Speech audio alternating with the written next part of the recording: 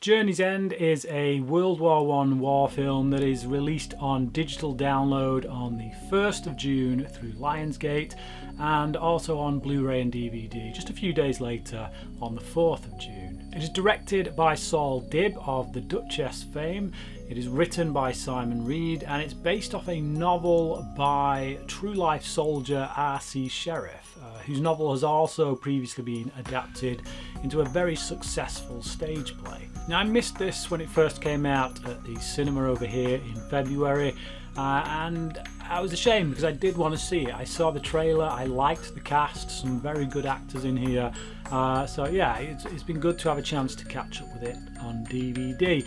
Especially good because it's actually a pretty good film. It's a very good film, in fact. The thing that jumps out at you more than perhaps even the period detail and the realism, the sense of realism, given that this is, as I say, based on a book by someone who fought during that war, is the performances. The performances are absolutely spectacular right across the board, but particularly by Paul Bettany and also Sam Claflin. Now, Claflin is someone who has recently impressed me in quite a few things, and I do look forward to seeing what he's going to give us over the coming years with regard to his performance. But here, yeah, definitely proves himself as an accomplished actor.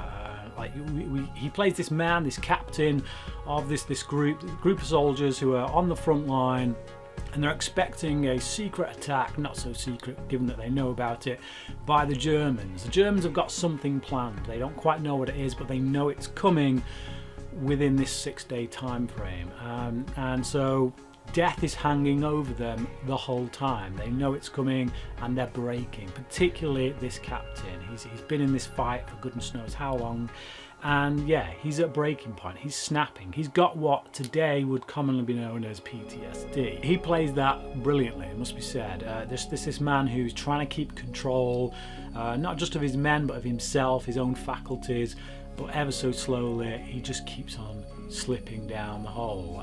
But yeah, Paul Bettany is the character, his right-hand man, who's trying to stop him from doing that, and the two of them complement each other absolutely brilliantly. Bettany's character is a much more relaxed individual. He seems to be someone who maybe has accepted his fate in some way, not that he wants to go that way, but he knows it's coming, and he's doing his best of a very, very bad situation. Thrown into the mix is this character played by Asa Butterfield, who is an old friend of Claflin's character. When he turns up expecting to find his friend, he gets something else entirely, a man who is at the point of breaking. And that's about it, really, save for a couple of battle sequences that are quite short. It's a character-driven piece. It's mostly dialogue. It's people talking and getting to grips with their characters. And a lot of the stuff that they talk about can, on the surface level, seem fairly mundane. There's this character played by Toby Jones, who is a cook, and whenever he brings the food out, the food is absolute utter trash. I mean, they're in the trenches. This isn't gourmet stuff. But the way in which they talk about this food is very revealing about these characters. So we see how dismissive and just how Claflin's character puts down the cooking, points out essentially what it is. It's tripe, it's disgusting, and he isn't afraid to say so. It says a lot about him as a character. Whereas Paul Bettany's character is very polite about it. We can tell that he doesn't think that it's gourmet stuff, but he's polite. That's his character, that's who he is, and he's going to pat Toby Jones' character on the back and tell him he's doing a good job, and make compliments about the food if that's what it takes to be a decent human being.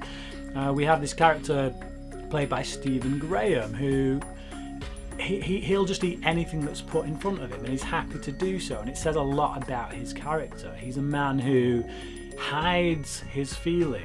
He puts them to one side for the sake of the men he's with, in order to be that guy in the team who constantly offers the moral support, constantly tries to keep people's spirits up by not pointing out the obvious, which is one, we're all probably going to die here, and two, this food sucks. So yeah, mundane things like that, on what seems to be mundane on the surface, is actually very revealing about these characters. Director Dibb does a very good job on the directing front with regards to not making this feel like a stage play, which is essentially what it is. It's been adapted, obviously, and primarily from the novel source as well, but yeah, with something like this, it could very easily run the risk of just feeling like a straight up stage play, but he finds ways to make it look cinematic and have a more cinematic feel to it overall. There's a lot of dialogue scenes in this that are very tense as well, that are fraught with drama, which from a film like this you want. There's this character played by Tom Sturridge who, again, he's another sufferer of PTSD, but he's not trying to hide it in the way that Claflin's character is. In fact, he's trying to use it. He's trying to use it to get out of this fight. Understandably so, and I don't think the film ever tries to judge this character, simply just show us what he's going through. And there's a conversation between Claflin and Sturridge in which they both admit to one another what's going on, or more to the point, Claflin's character admits that he shares what's going on, and it's a very tender moment, a really touching moment, and scary too. You know, to think that so many men went through this during the World War, both World Wars, and even today. You know, it's not something that's gone away when it comes to a combat situation. So it does address those moments quite beautifully, I think. There's another scene between Claflin's character and Butterfield's character as well, when they've gone through a situation and they've lost one of their men, and they're both getting quite het up about it. Claflin's character is really getting het up about it, and the performance there from him is, it's bruising to say the least, but as I say, I cannot fault the performances here at all. It's also a dream sequence that Claflin's character has, where he comes out of the trench or the bunker within the trench, and as he looks down the wall of the trenches, he sees this, what can only be described as hell, to be honest. It's obviously there's an explosion going off or a fire coming towards them, and it's just getting hotter and hotter and more orange, and you can't really see the details of it. It's just all encompassing, and it is a vision of hell, which obviously many of these men would have experienced being in the trenches, and I just think it does a particularly good job of putting you in that mindset, into that psychology of the people that were living down there. Really, that's because that's what they did. They lived in these trenches. The film is also a very good study of the class situation, the class structure of society, British society in particular back then, and how that carried over into a wartime situation. That, you know, even back home you would have class structures. You'd kind of expect that to dissipate once you're in a wartime situation, but it didn't back then. I don't know how things stand today, but yeah, certainly back then, you know, you've got the colonels, the people in charge, who are really kind of sending men out to die.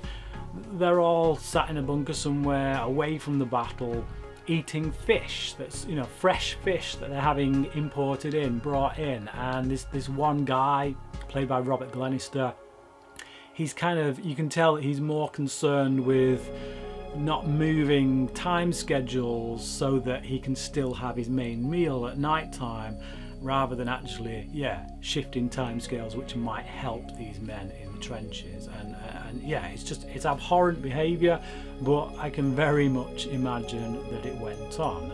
I've heard stories before about this kind of thing, and it doesn't surprise me to know that it happened.